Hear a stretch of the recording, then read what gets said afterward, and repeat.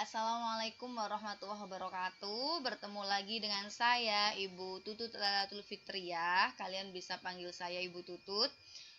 Kalau sudah bertemu dengan saya, berarti mata pelajarannya adalah mata pelajaran Bahasa Indonesia, mata pelajaran yang patutnya kita selalu banggakan dan kita cintai. Hari ini kita sedang membahas tentang teks eksposisi. Apa itu teks eksposisi?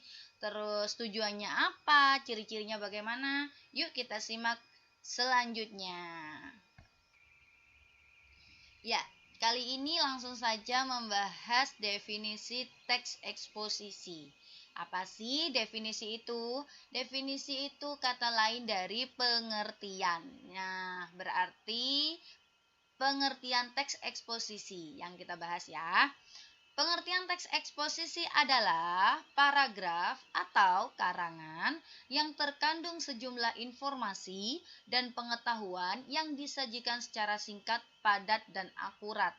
Kalau sudah ada kata akurat, berarti meskipun teks eksposisi berupa karangan seseorang, tetapi karangan tersebut memiliki data yang valid atau tidak boleh asal-asalan. Oleh karena itu, untuk memperjelas hasil teksnya itu biasanya terdapat atau dilengkapi dengan grafik, gambar atau data statistik seperti itu. Lah, ragam teks eksposisi juga sering digunakan dalam teks atau konteks komunikasi sehari-hari, baik secara lisan maupun secara tulisan. Nah, langsung saja sekarang membahas tentang tujuan teks eksposisi. Tujuan pembuatan teks eksposisi itu untuk menjelaskan informasi tertentu supaya dapat menambah ilmu pengetahuan bagi pembaca, sehingga dengan membaca teks eksposisi yang kita sampaikan, maka pembaca akan mendapatkan pengetahuan secara rinci dari sesuatu hal atau kejadian yang sudah kita sampaikan. Nah, supaya kalian tahu seperti apa sih teks eksposisi atau supaya kalian juga bisa menentukan ketika kalian membaca suatu teks, oh ini adalah teks eksposisi. Bagaimana ciri-cirinya? Ciri-ciri teks eksposisi diantaranya yaitu pertama, penyampaiannya singkat dan padat, tidak perlu bertele-tele atau kebanyakan bahasa yang lebih rumit seperti itu. Selanjutnya, gaya informasinya biasanya berupa ajakan, mengajak ke hal yang positif. Yang ketiga, penyampaian teksnya secara lugas. Apa itu lugas? Lugas itu secara jelas, gamblang, bukan hal yang ambigu, dan menggunakan bahasa yang baku. Bahasa yang baku adalah bahasa yang terdapat dalam Kamus Besar Bahasa Indonesia, bukan bahasa yang asal-asalan. Kemudian menjelaskan informasi-informasi berupa pengetahuan.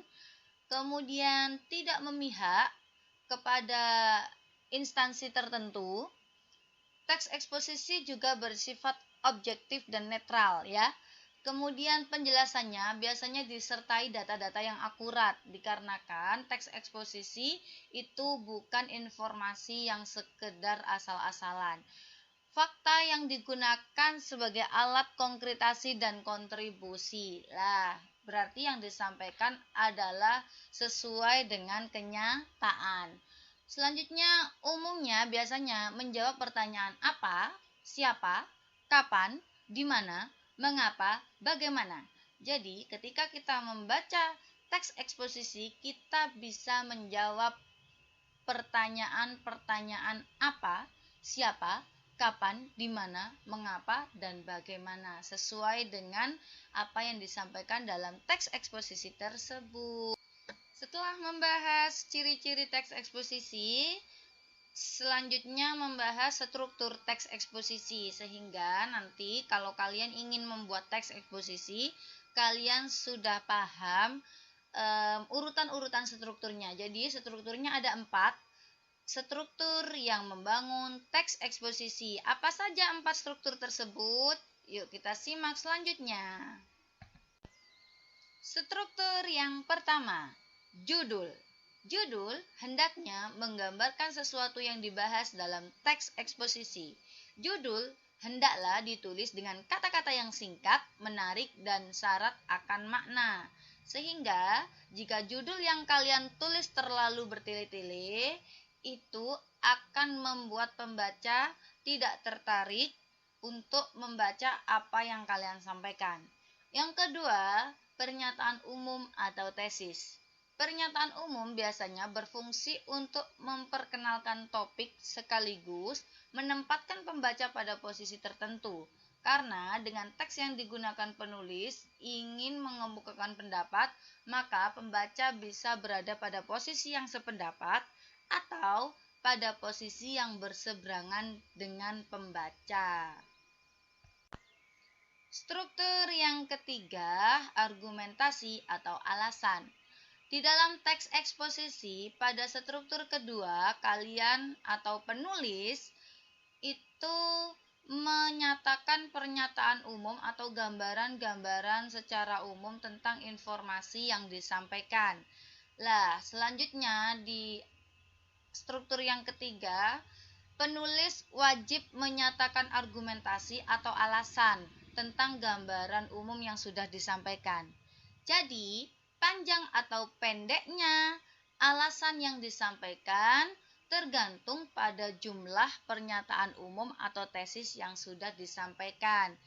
Pengembangan argumen biasanya disajikan melalui penyajian contoh atau berupa alasan-alasan dari penulis. Struktur yang terakhir atau struktur yang keempat, penegasan ulang pendapat. Biasanya di struktur keempat ini, penulis hanya menyampaikan kesimpulan dari semua pernyataan umum dan alasan yang sudah dia sampaikan, sehingga pembaca bisa mengambil kesimpulan dari sekian banyak teks yang dibaca. Nah, terima kasih sudah kalian simak ya. Dan selamat belajar, jangan lupa dirangkum.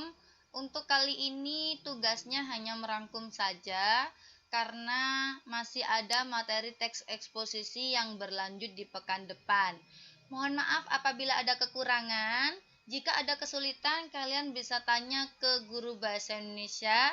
Kalian bisa meminta nomor kontaknya melalui wali kelas kalian ya. Dan apabila ada kekurangan, mohon maaf. Dan saya akhiri. Assalamualaikum warahmatullahi wabarakatuh.